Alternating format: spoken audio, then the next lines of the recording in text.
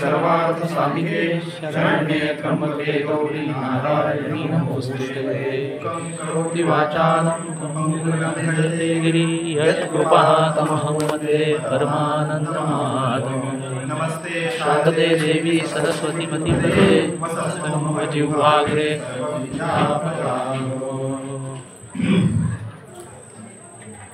शारदीय नवरात्रोत्सवानिमित्त या ठिकाणी होत असलेल्या 9 दिवसांच्या प्रवचन मालेमधली आजची ही अखेरची प्रवचन सेवा।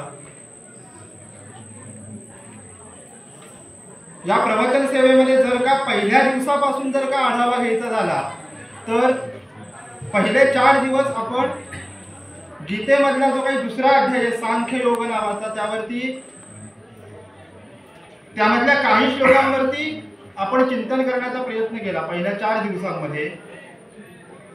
आणि ते चिंतन करत असताना